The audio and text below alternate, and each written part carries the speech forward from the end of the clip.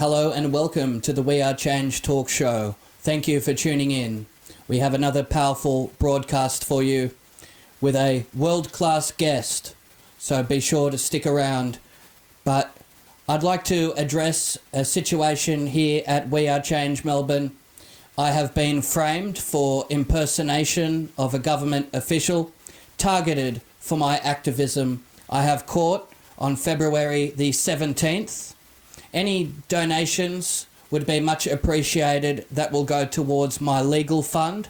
I have a barrister who is currently formulating a defence right now as we speak.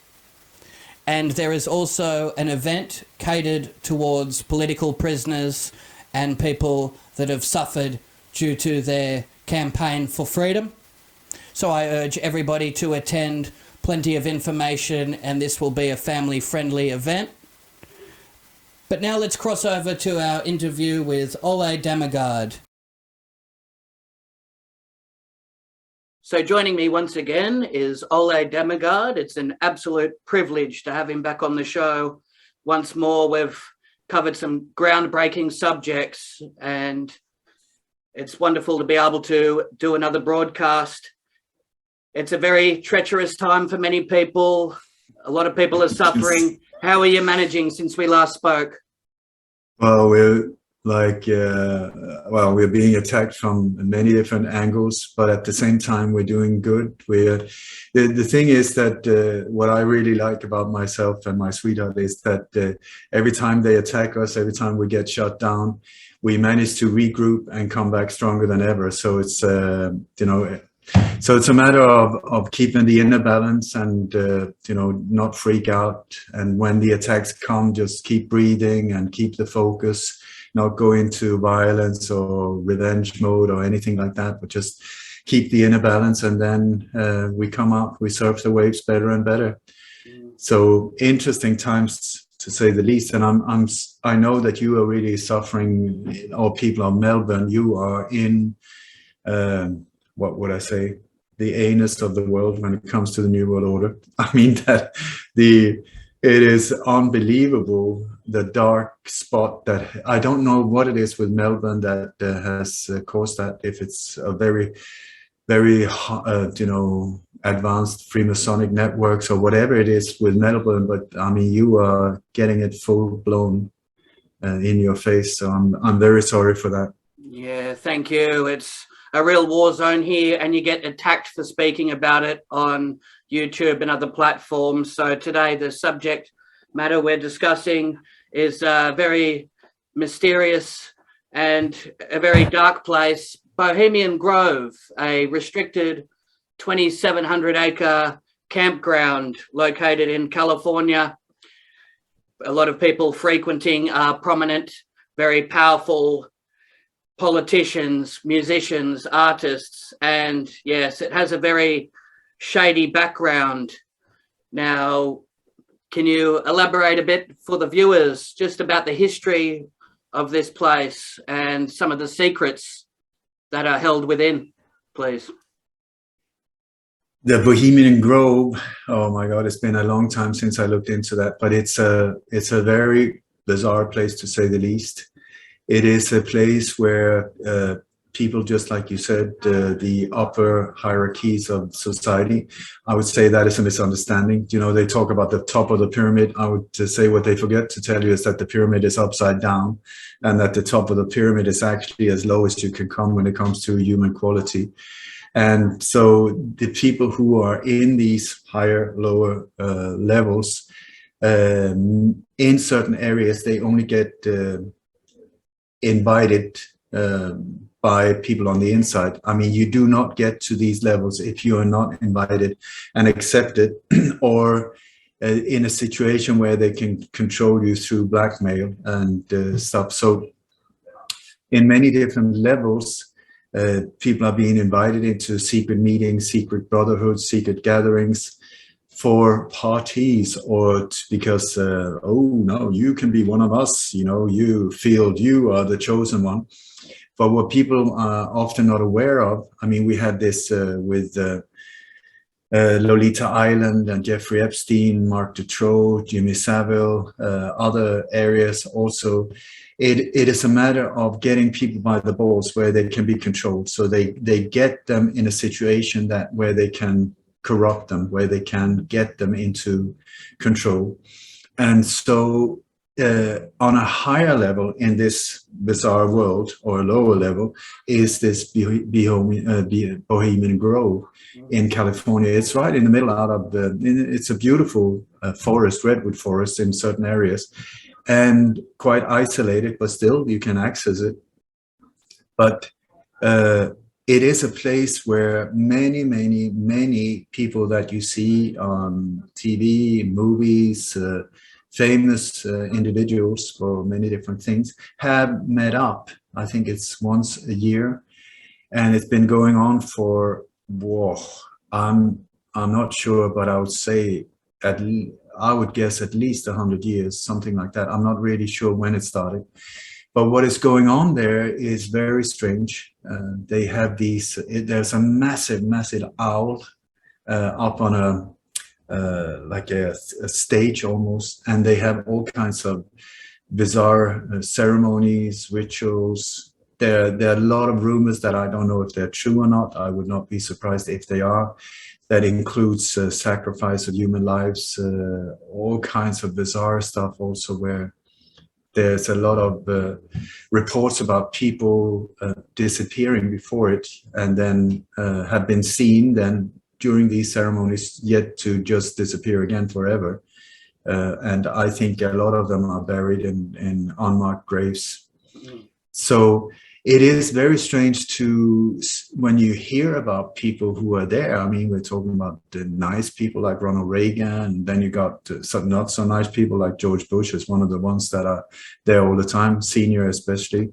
But many in these higher hierarchies, also in the Bilderberg Group, in the Trilateral Commission, in the Council on Foreign Relations, are people that you will also find there. So yeah, very bizarre. Well said. And yes, it's very disturbing to see the upper echelons of society, some of the most wealthy and powerful people, turning up and engaging in some of these satanic, druidic acts as well. And there's a play, you mentioned the owl, they have the cremation of care. And yes, it's very eerie. There is a effigy that they burn, and there's a lot of chanting. They stand around in robes, and they say they'll burn their dull cares away. And if you watch it, yes, it comes across very devilish. And there has been many allegations made. As you said, there was also a journalist, Anthony J. Hilda. He was calling for a dig out there to try and excavate some of the bodies, they believe, that have been buried there.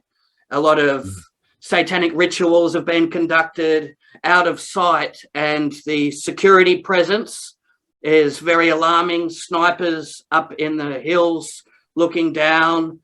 Police have said they won't even venture in. They haven't got permission. So it's very heavily guarded.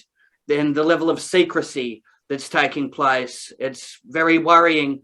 And all of this is taking place in this lovely Californian redwoods in the forest. So yes, it's very much an eye-opener for a lot of people that do research on this. There's many groves that have been reported, but this one seems to take people's interest, doesn't it? Yeah, I think it's the most famous one, and it is every time they meet in secrecy. You have to ask yourself, why does it have to be secret? You know, but when it's secrecy, it's heavily protected. You know, if it's the Bilderberg meeting, I've been speaking outside the Bilderberg meetings a couple of times. These type of places, also when the private gatherings. I mean, it's like a James Bond movie. You got the whole shebang. There are helicopters, snipers, police, whatever. And many times when I've been at these type of places, I've been speaking to the police because, you know, the police officers that are standing there protecting or there to keep the law and order, what they say, are actually protecting these dark forces that are hurting humanity in so many different ways. So somebody in a uniform, you have to challenge them and say, listen, are you aware of who you're actually protecting? Are you aware of these individuals in there? Are you aware of their actions? Because we're looking at criminality on a very, very high level. And when it comes to many of them, even though they hide behind very official titles like prime ministers and stuff like that, when you look at the actions, we're looking at mass murderers, many of them, organized crime on a very high level, corruption on a very high level, extortion. I mean, the list goes on and on and on. When you start pinpointing who they are, I mean, not these fancy people, or you see them, they come with bodyguards in a BMW, they got a flag behind them and they look great on TV. But you start really to expose and find out, who are you? How did you end up here? How did you get to that position? And very often it's like, oh my God, are you kidding me? What the hell? Because like, if you and I, for instance, we park our car in the wrong place, they will tow it away. If you don't pay, they will destroy it, they will take it, they will do, like, you don't have to do anything to get heavily hit. These individuals live by other standards. They are in an area where there's a whole different set of rules that, as their rules are hard. It's like you follow the guideline and you're fine. You're loyal to the cause and you will be lifted up. If you don't, it will go very bad for you. So they live in a dangerous world. I don't envy them. It's shark waters, but they're sharks themselves. So it's like, and they're surrounded by people that are famous for backstabbing, lying, thieving, killing, not themselves, but they order killings and so on. So brutal area. But when it comes to the legal repercussions of their actions, they walk free. They walk like they are untouchables, and many of them behave like that as well. And then they step forward at times, at press conferences, they say what is being told for them to say. They have teleprompters. The reason why many of them stand like speaking like that, and then that, it's because they got teleprompters. It's not because they're really good at speaking to an audience. Often there is no audience there. It's just delivering the message to the masses. So I've been in contact with people that have been on the inside, that have been part of the Illuminati and so on early on. It's a very, very strange experience for me, because I don't know about you, Jeff, but for me, it's like, I don't feel that I have evil in me. It's not something that I feel attracted to. It's not something that it sort of comes natural to me, where I want to, for me, it's been like, why are they doing this? And I don't understand the whole power thing either. Why is power such a kick, to be able to get other people to do stuff like that? Why do you get a massive thrill out of killing someone or torturing someone? For me, it's just like way, way bizarre. So over the years, in my bookshelves, you've had like books either about spirituality or awakening or whatever, or serial killers, or like these extremes. It's been like black and white, because the way I see it when I look at my own life, it's almost like I've been trying to understand the light and the dark, and good and evil, and what is going on in this matrix life, whatever we're living in, may it be round or flat. So when I get the chance to meet someone who either have met people in the elite who work close to George Bush Sr., for instance, or Kissinger or George Soros, these type of individuals, when I meet people, because I haven't met them personally, I'm super interested in like, how do they smell? How do they laugh? What is the feeling when you're close to someone like that? What is Hillary Clinton? Do you feel like hugging her when you're awestruck? But what I get to, what people tell me, like Barbara Honegger, for instance, who was working under Ronald Reagan, and who was also close to George Bush Sr., not because she liked him, but because of work-wise, at the exact time when Ronald Reagan was almost assassinated by, they did a hit against it. And everybody knew it's Bush Sr. that was behind it, but it failed. And anyway, he took over after that. But so I asked Barbara about, Ronald Reagan. She loved Ronald Reagan. And if you look at Ronald Reagan, he doesn't have that whole thing. He was an actor, and that was what he was doing. He was acting. He looked good. He was nice. He could shake hands. He could make people laugh. Boom. Great. He was put there to play a role, and he did that. George Bush Sr., that is a whole different ballgame, because now we're talking about one of the real players. And I asked Barbara, when you were around him, she said it was bizarre. It was very strange, because she said she could feel, even if she didn't hear him enter the room, she could feel the temperature change. I've heard that with Hillary as well. She's not very tall. And that she has the same kind of icy thing around her. And I spoke to Chip Tatum, who is a CIA whistleblower, who is for more than, he was from the 70s, I think it was. He was the pilot for all pilots from Richard Nixon up to George Bush Sr. in 92. And he got up in the ranks. He was hijacked by the CIA to become an assassin. And he was the commander of George Bush Sr.'s private hit team called Pegasus, taking part of at least 14 assassinations. So this is not an amateur, this guy. Anyway, so I spoke to Chip and I asked him about George Bush Sr. And he said, his words, he said, he's the most brilliant man I've ever met, and by far the most evil.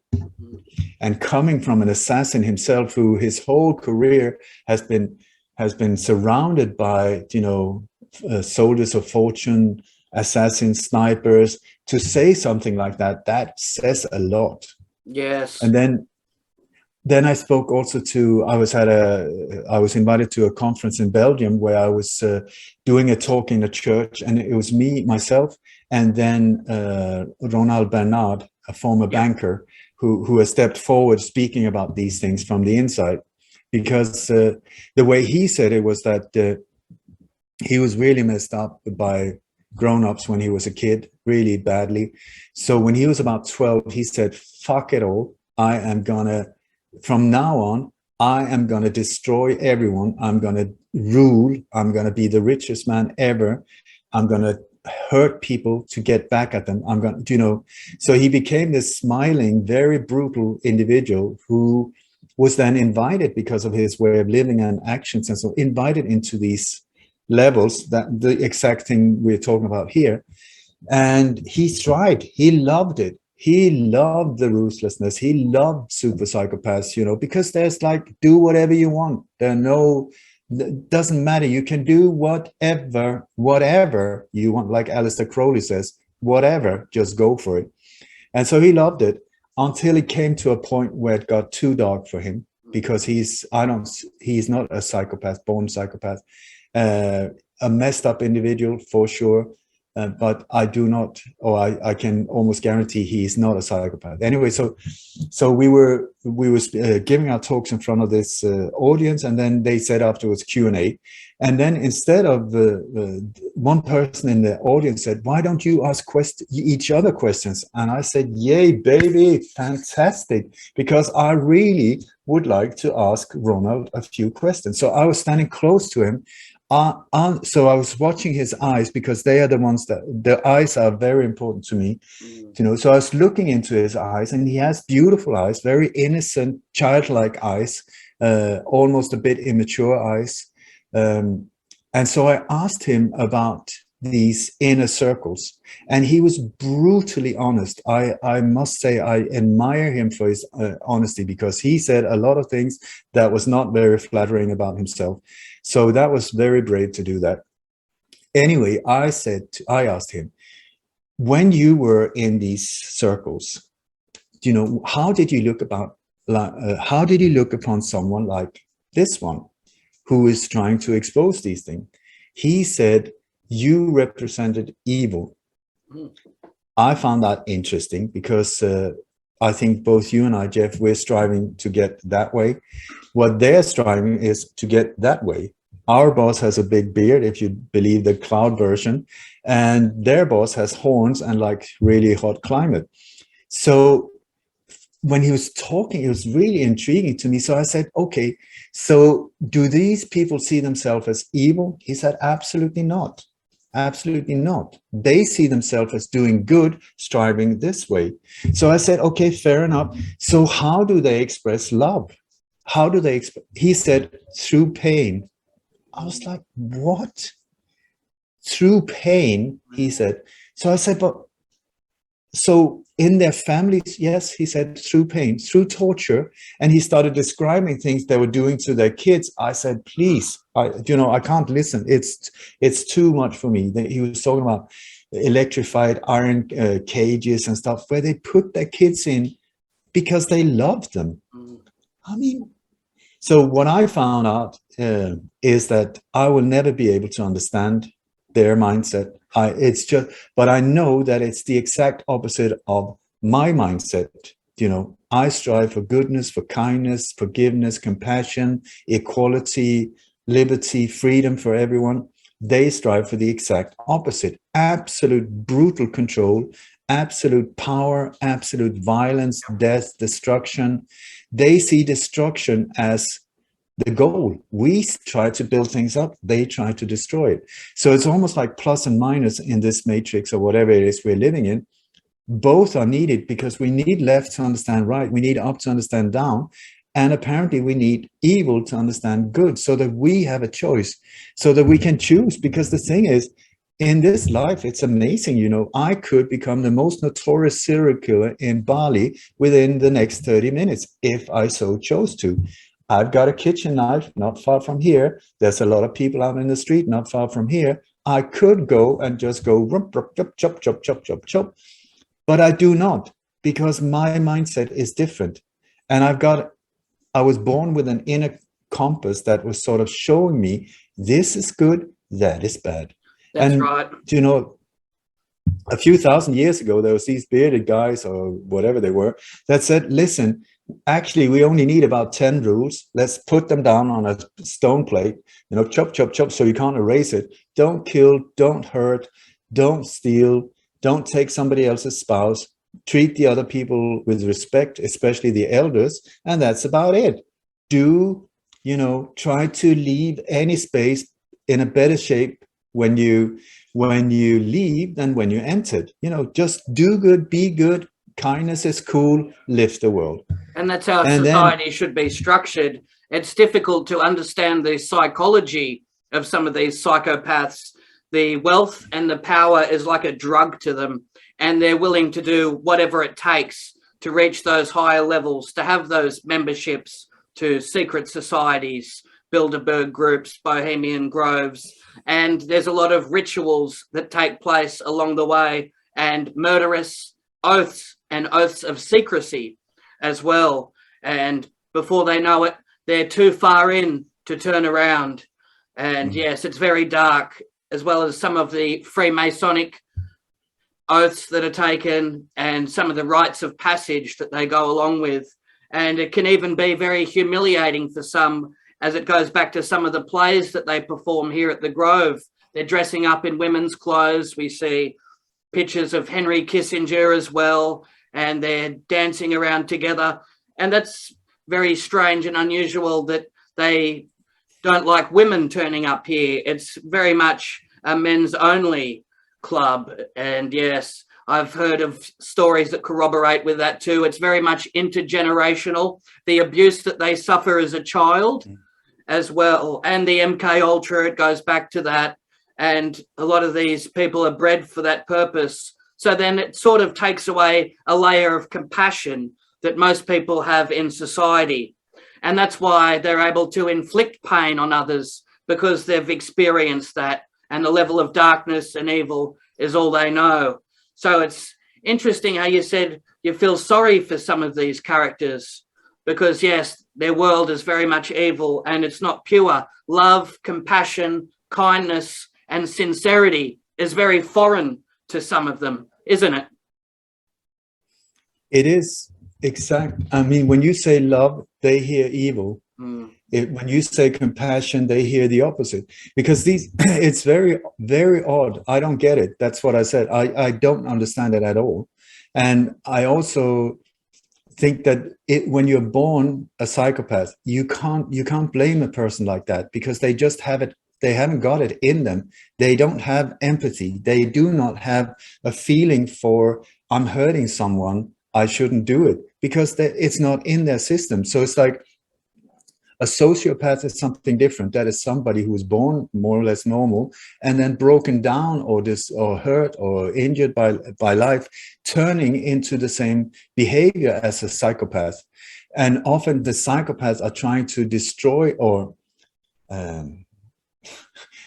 destroy in our point of view, but to I think to prepare their children to be able to take over their empires of power. Because if they are sensitive people, if they're not ruthless, they cannot continue this reign of terror. So they need to break them down to be as ruthless as they are themselves. But it's like messed up, to say the least, absolutely messed up. So the question is, Jeff, is how have they ended up in these positions of such power? And that, I would say, is the responsibility of us. You know, we've been too much up our own butt, you know, our own greed, our own desires. So we haven't noticed what is going on. We've been too much into partying or whatever we've been up to, and not really looking and seeing, hey, wait a second. How did that individual go from there to there? How did he, who was sort of a suspected pedophile, now he's head of NATO? How did that happen? That guy over there, and he was fired because of whatever, and now he's the boss of that thing. This individual, you know, it's like very confusing. And it's because we have just sat in the background saying, well, it's not really important, is it? You know, let's have another slice of pizza and get on with life. You know, another X Factor. I like that. Some more football, bring it on. Give me another beer.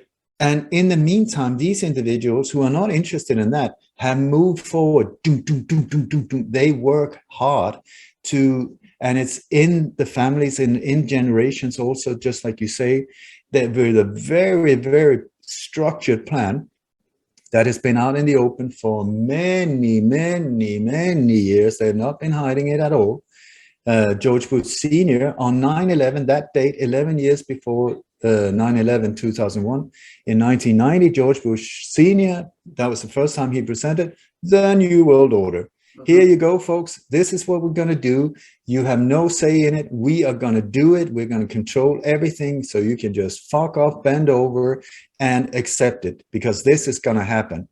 And we said, oh, fantastic speech. Thank you so much, Mr. Bush. And then all of these things that have happened along the way, that has just fall into place, saying, oh, it's happening now. It's happening now. It's happening now. And nobody reacts. The fourth industrial revolution, what the hell is that? Agenda 21, the same thing. How that was in the 90s that got started with the architects Gro Harlem Brundtland, the former prime minister of Norway, Bilderberg, and Morris Strong, another bad boy, Bilderberg and Trilateral also, who's also the, what should I say, the head trainer of many of these people that are sent forward on the global stage. He's the guy also behind the whole climate change, that whole agenda, you know, Greta Thunberg, all of these things. Who's in the behind? Morris Strong, and these powerful powers, you know, the George Soros backing, all of it. It's the same, just different themes have just been pushing this agenda forward while we have done nothing. So I'm so happy to see that it seems like the world is slowly or finally getting a flamethrower up their butt, saying, what the hell is happening here? Enough is enough. And hopefully people like yourself are not going to be destroyed before that change is over, you know, because we are being targeted heavily. I'm surrounded by people who have died or in prison or in mental institutions, or we were threatened with deportation. You know, it's like, it is hardcore. Yeah. It's a rough game. It certainly is. And we're copying the full brunt of the New World Order now. And sadly, it wasn't until many people were impacted and there was mass devastation that it really hit home. People started doing some research and waking up. it took something very serious like this for people to take action. And there's a very well-known member of Bohemian Grove, David Gergen. He's been frequenting there for a long time. He was recently having a discussion with Klaus Schwab from the World Economic Forum. So yes, a lot of the company, a lot of these people, they stick together, birds of a feather. And sadly, we see with a lot of industries, when people reach a certain level of success, they become corrupted. And like this Grove, it's one club amongst many. There's many clubs that are involved in this as well. So you see musicians, actors, politicians, they all have their own cabins, they all have their own areas, and they're groomed for these positions. We see a lot of parties that they're invited to, and it's a slow process. And when they know that they're trustworthy, that's when a lot of the corruption takes over. And the initiation rituals, it's very complex how they've designed this, haven't they? Yeah,